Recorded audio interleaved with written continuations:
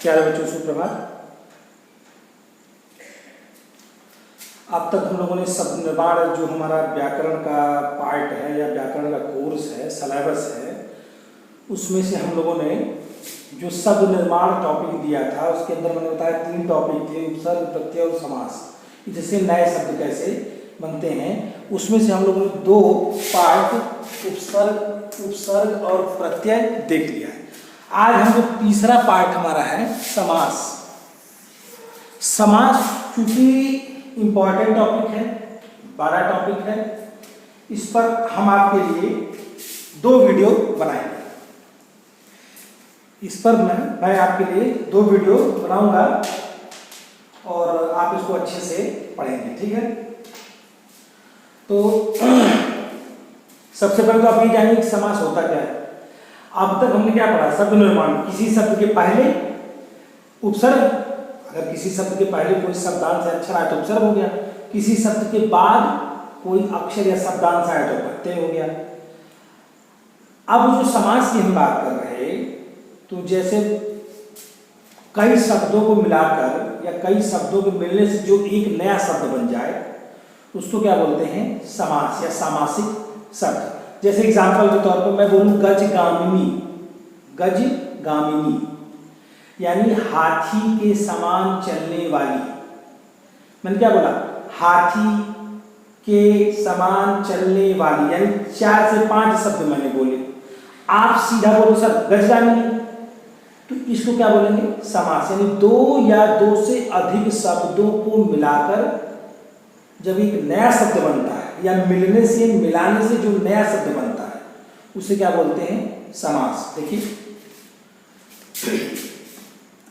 2 या 2 से अधिक शब्दों को मिलाकर एक कर देना, 2 या 2 से अधिक शब्दों को मिलाकर एक कर देना, यानी जो नया शब्द बना, जो भी नया शब्द बना उसे क्या कहते हैं? समास, ठीक है।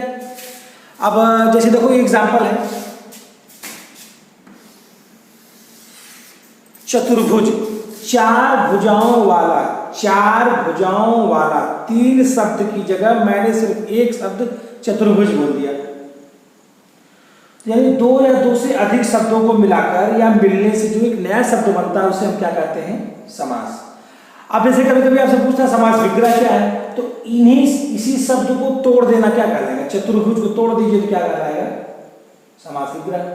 सामासिक शब्दों को तोड़ देना ही क्या है? समास विग्रह। अब जैसे और एग्जांपल देखिए आप, नीलकमल, नीलगाय। अब ये उदाहरण और भी देखेंगे, इसके प्रकार में चीजों को समझेंगे। अभी सिर्फ हमको ये जानना है, जब कोई पूछे कि समास क्या है, एग्जाम में पूछे या कोई भी आप पढ़ लिख रहे हो, घर में, परिवार में, कहीं भी कोई पूछे आपसे, कोई टीचर पूछ ले, कोई दोस्त पूछ ले, तो आप बताओ कि 2 या 2 से अधिक शब्द जब हो जाएं या 2 या 2 से अधिक शब्दों को मिलाकर अगर हम कोई नया शब्द बना लेते हैं तो इसे हम क्या बोलते हैं? समास, ठीक है। अब आते हैं हम समास के प्रकार पर।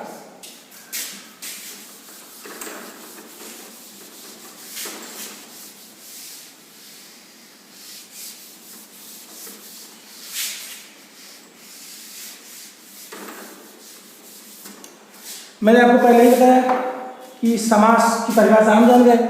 अब क्या है कि समास टोटल 6 प्रकार का होता है।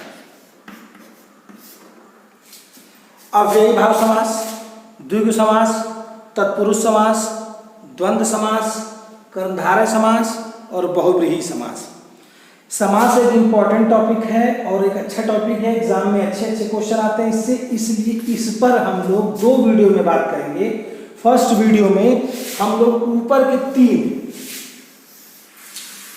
यानी अव्ययी भाव समास, तत्पुरुष समास और द्विगु समास के बारे में बात करेंगे। और जो दूसरा वीडियो हमारा रहेगा, समास का दूसरा वीडियो, उसमें द्वंद्व समास, कर्मधारय समास और बहुव्रीहि समास के बारे में हम बात करेंगे, ठीक है। तो हम अपने जो फर्स्ट वीडियो का हमारा फर्स्ट पार्ट है, इसमें हम देखते हैं कि समास के प्रकार। ये जैसे हमने बताया ना, 2 या 2 से अधिक शब्दों को मिलाकर जो एक नया शब्द बनता है उसको समास कहते हैं। अब जो समास बना है वो भी कई प्रकार का होता है, किस टाइप का है ये पकड़ना है, ये देखना है, ये कैसे जानेंगे इसके बारे में हम बात करने जा रहे हैं, ठीक है।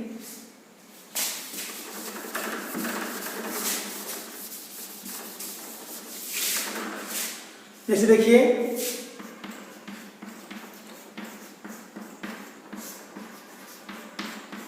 अव्ययी भाव समास, अव्ययी भाव समास। आपको सीधा से बस इतना जानना है, बस सिंपल भाषा में जानिए कि अव्ययी भाव समास जो है, अव्ययी भाव समास जो है, इसमें पहला पद मेन होता है, मुख्य होता है, इसी की ज्यादा वैल्यू होती है। दूसरा पद सिर्फ सहायता के लिए होता है एक तरीके से। जैसे देखिए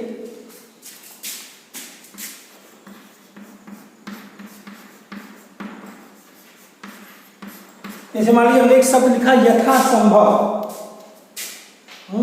यथा संभव मतलब जैसा संभव हो। संभव इंपॉर्टेंट नहीं है, संभव इंपॉर्टेंट नहीं है। यथा जैसे यथा विधि, जिस विधि के अनुसार, जो विधि तुम समझो, यथानुसार जिसके अनुसार। जैसे अगर हम बोले कि एक सेंटेंस देते, जैसे मान लीजिए लिख दिया मैंने यथा विधि, यथा विधि। अब रियल में जब हमने बोला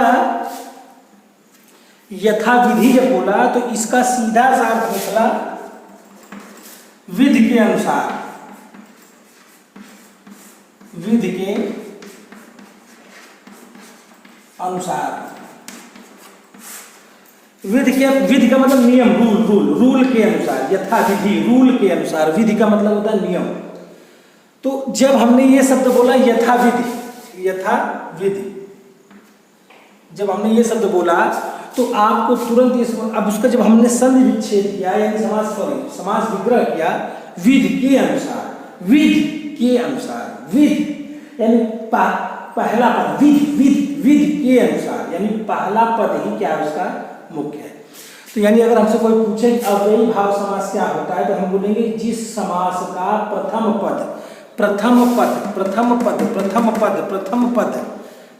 पद मुख्य हो, वहां पर अव्ययी भाव समास होता है। जिस समास का प्रथम पद मुख्य हो, वहां पर अव्ययी भाव समास होता है। ठीक है।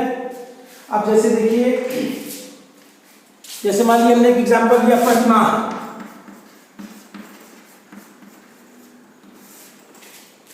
प्रतिमाह इसका अर्थ क्या होगा? प्रत्येक माह।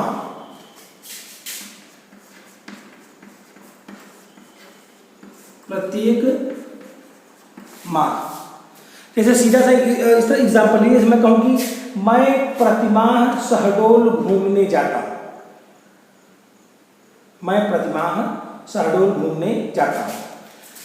अब उसकी जगह मैं यूज करूं कि मैं प्रत्येक माह शहडोल घूमने जाता हूं, तो इंपॉर्टेंट घूमना नहीं है, इंपॉर्टेंट माह नहीं। अब जैसे मैं कह दूं मैं माह घूमने जाता हूं शहडोल, तो कौन सा माह? जनवरी में, फरवरी में, कि किस में आप जाते हैं? लेकिन जैसे ही मैं बोलूँ मैं प्रत्येक माह जाता हूँ, प्रत्येक माह जाता हूँ, तो इससे क्या होगा? यानी कि सर जो है हर महीने जाते हैं, प्रत्येक माह वो शहडोल घूमने जाते हैं। तो प्रतिमाह मतलब प्रत्येक माह, प्रतिदिन का मतलब प्रतिदिन, रोज, प्रतिदिन यानी रोज। मैं कहूँ मैं प्रतिदिन ब्रश करता हूँ, तो ऐसा नहीं सिर्फ मंडे को करता हूँ, प्रति के कारण तय हो गया कि रोज इस शब्द का वैल्यू हाईलाइट हो गया, किसकी? प्रति की, प्रत्येक की। ठीक है। तो यहां कौन सा समास होगा? अव्ययी भाव समास। और भी एग्जांपल देख सकते हैं, जैसे कि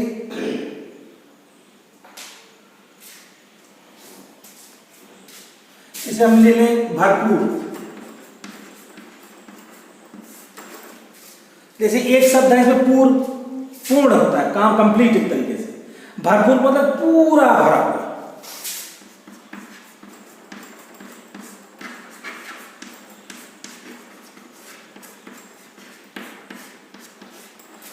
पूरा। यानी ये जो है, ये जो शब्द है, ये इससे कंफर्म हो जा रहा है कि पूरा भरा हुआ, कंप्लीट पैकेज, एक तरीके से कंप्लीट भरा हुआ है।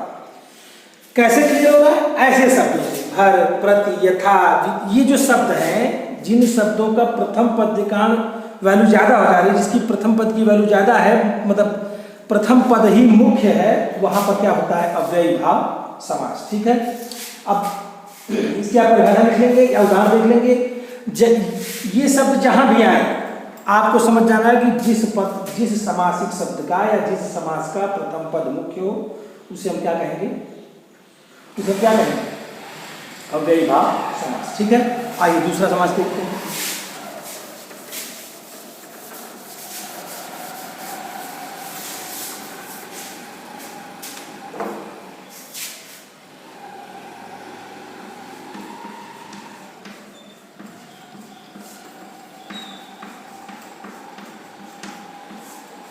सिंपल जाएंगे, अव्ययी भाव में प्रथम पद था तो उसी ने जस्ट उलट तत्पुरुष समास में, इस समास में जिसका द्वितीय पद, दूसरा पद, जिस समास का दूसरा पद प्रधान हो उसमें क्या होता है, तत्पुरुष समास। ठीक है,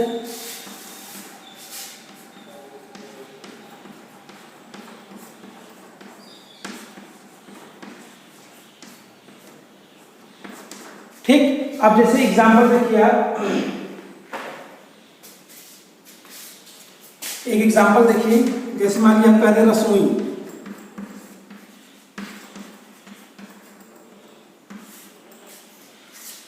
अगर हमने एग्जांपल दिया आपको रसोई घर, जैसे मैं एक उदाहरण बोले, मेरी मकान में एक रसोई घर बन रहा है। ठीक है, तो यानी कि रसोई के लिए घर बन रहा है। इस रसोई घर का मतलब क्या हुआ, रसोई के लिए घर, ये मुख्य हो गया ना।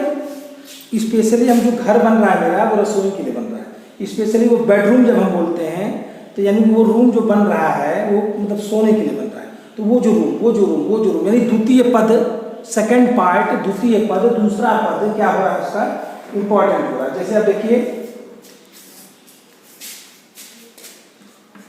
जैसे हम कहें विद्या प्राप्त, इसका अर्थ क्या है, विद्या प्राप्त, विद्या को प्राप्त, विद्या को प्राप्त,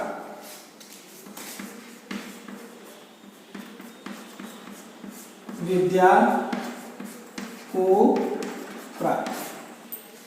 तो आप अपने आप देख ले रहे हैं, तत्पुरुष समास में द्वितीय पद हमारा क्या हो जा रहा है, मुख्य हो जा रहा है। प्रथम पद जो है उसका सीधी सी बात है कि जो दूसरा पद है वो इंपॉर्टेंट है। इसको आप एक तरीके से और समझो, आसान मैं आपको समझाता हूं। तत्पुरुष समास है, मैंने आपको बोला द्वितीय पद प्रधान रहेगा तो एक पहला पद भी होगा। द्वितीय तत्पुरुष समास में द्वितीय पद प्रधान होता है और जो प्रथम पद है वो द्वितीय पद की विशेषता बताता है। घर, रसोई के लिए घर, यानी देखो, घर, रसोई, प्राप्त, विद्या, यानी इस शब्दों की क्या प्राप्त, विद्या प्राप्त। कैसा घर, रसोई घर, यानी जो द्वितीय पद है वो मुख्य है, प्रधान है, मेन है, उसकी जो सहायता कर रहा है, उसके बारे में जो बता रहा है, उसकी जो विशेषता बता रहा है वो कौन है, प्रथम पद है। अब समझ में, सिंपल सा। अब यही तत्पुरुष समास में द्वितीय पद प्रधान होता है, जो प्रथम पद है वो द्वितीय पद की विशेषता बताता है। घर, रसोई, यानी रसोई घर है, घर की क्या विशेषता है, रसोई घर है, बेडरूम है, विद्या प्राप्त है। और भी एग्जाम्पल दे सकते हैं, जैसे मरणासन, मरणासन, इसमें सोचिए क्या होगा। मरणासन का अर्थ होता है मरण को पहुंचा, यानी मरने के लिए, मतलब है मरणासन मतलब मरने ही वाला है एक तरीके से। ठीक, जैसे मरण को पहुंचा हुआ, मरण को पहुंचा हुआ, क्या मतलब मरने को पहुंचा हुआ, क्या हुआ, मरने को पहुंचा, यानी कि द्वितीय पद इंपॉर्टेंट है, उसकी विशेषता कौन बता रहा है, मरण। ठीक है, और जैसे देखो हम कहें, एग्जाम्पल देखिए, भयाकुल, भयाकुल। इसका अर्थ क्या हो जाएगा? भय से आकुल।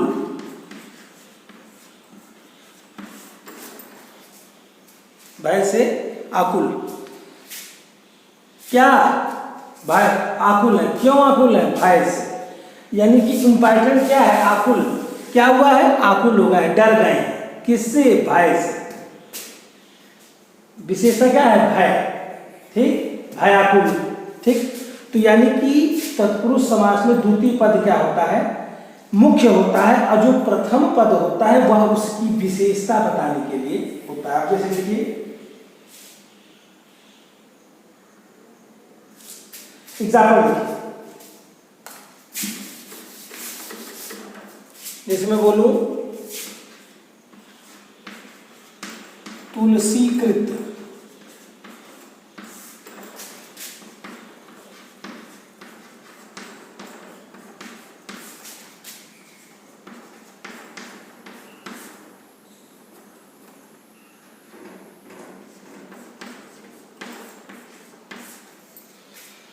रामचरितमानस तुलसी कृत है, यानी तुलसी द्वारा रचित है। क्या है? रचित है।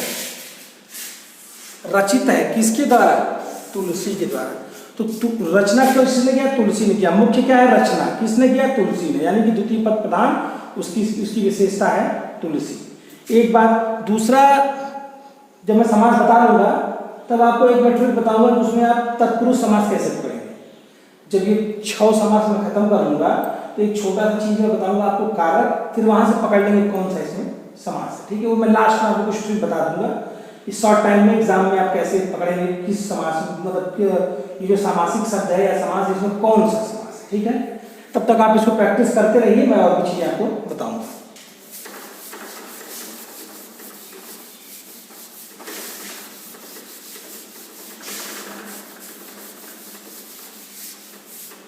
अब हमारा जो अगला है द्विगु समास। इसका बहुत छोटा, बहुत सस्ता, बहुत आसान तरीका है समझने का।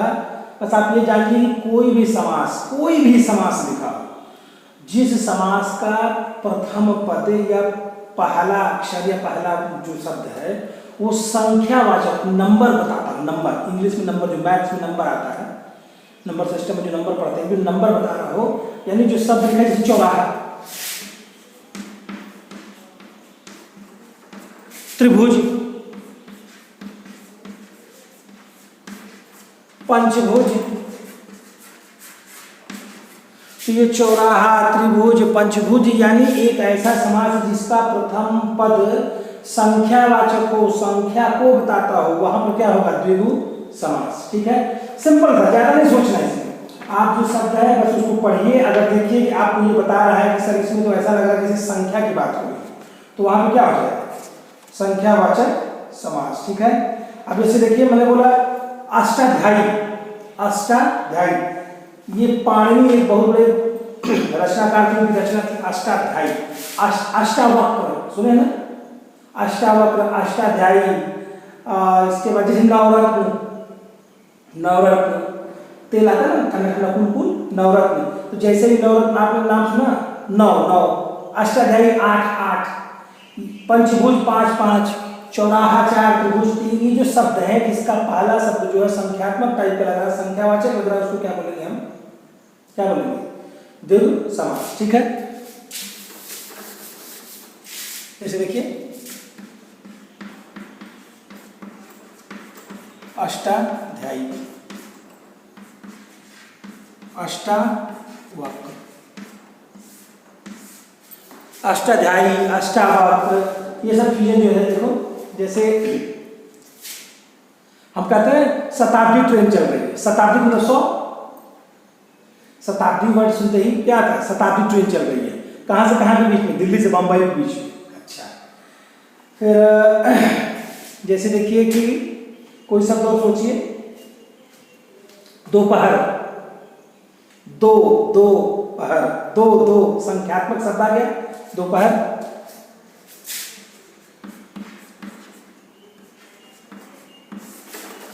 गाँव में बोलते हैं ना दोपहरिया हो गई, यानी कि दोपहर हो गया, ठीक है।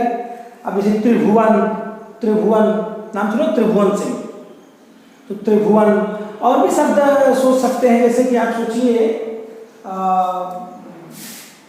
शताब्दी, अष्टावक्र, अष्टाध्यायी, तो खैर मैंने आपको बताया। जैसे पंचवटी, रानी कहाँ बैठी है? पंचवटी में बैठी है। पंच, पंच पाँच, पाँच पंच, पंच पंचम, पाँच पाँच हो गया ना। ये जो शब्द जो बता रहे हैं, पहला शब्द संख्यात्मक, संख्या के बारे में बता रहे हैं। ऐसे शब्दों को हम उठा के क्या बोल देते हैं? जैसे पंचतंत्र, पंचतंत्र किसी रचना है? विष्णु शर्मा की। तो ये शब्द जो है, जैसे अठन्नी, चवन्नी, ठीक है, चौराहा, दोपहर। और भी कोई शब्द सोचिए, ऐसे शब्दों को सप्ताह, त्रिफला चूर्ण, त्रिफला त्रिफला त्रिफला चूर्ण आता है, त्रिफला, नवनिधि, ठीक। तो यानी कि कोई भी ऐसा शब्द, जैसे नवरात्र, नवरात्र, नवरात्र कहते नवरात्र आ रहा है, यानी नवरात्र वाली बात आ रही है, नौ नौ नौ। यानी कोई भी ऐसा समास जिसका प्रथम पद संख्यावाचक बताता हो या लगता हो, आप सुनते ही आपके दिमाग में क्लिक करता हो, यार ये तो संख्या की बात हो रही, वहां क्या हो जाएगा? द्विगु समास, ठीक है। अव्ययी भाव समास में प्रथम पद प्रधान, द्वितीय पद गौण यानी मुख्य नहीं होता है। तत्पुरुष समास में द्वितीय पद प्रधान, प्रथम पद की ज्यादा वैल्यू नहीं है।